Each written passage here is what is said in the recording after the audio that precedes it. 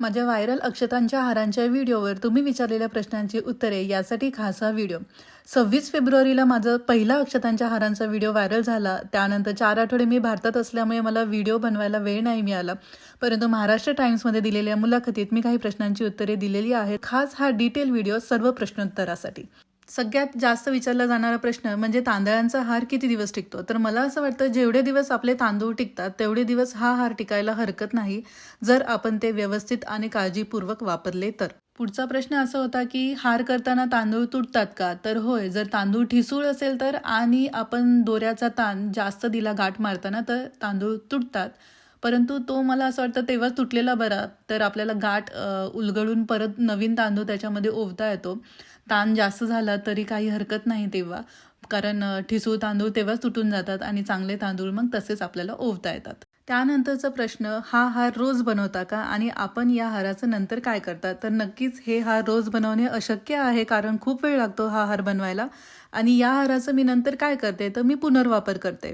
म्हणजे जसं आपण आपल्या कृत्रिम माळा वारंवार वापरतो तसंच या अक्षतांच्या माळा आपण परत परत वापरू शकतो. याला काही निर्माल्यामध्ये टाकायची गरज नाही.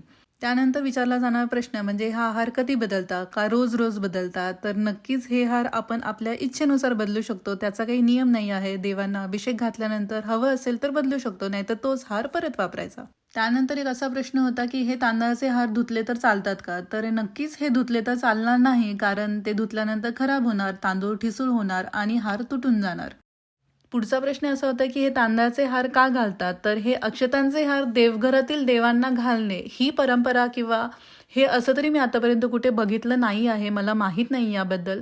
जसं मी माझ्या अगोदरच्या व्हिडिओमध्ये बोललेली आहे, अमेरिकेमध्ये हिवाळ्यामध्ये माझ्या येथील बॅकयार्डमध्ये सूर्यप्रकाश येत नाही. परिणामी फुलझाडे आहेत, परंतु त्याला सूर्यप्रकाश न मिळाल्याने फुले येत नाहीत.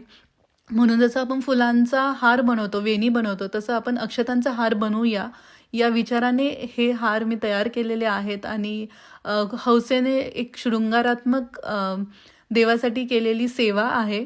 तुम्ही सर्वांनी माझ्या अक्षतांच्या हारांच्या व्हिडिओला भरभरून प्रतिसाद दिलेला आहे. माझा दुसरा व्हिडिओ देखील व्हायरल होऊन आता 9 मिलियनपेक्षा जास्त व्ह्यूज आलेले आहेत.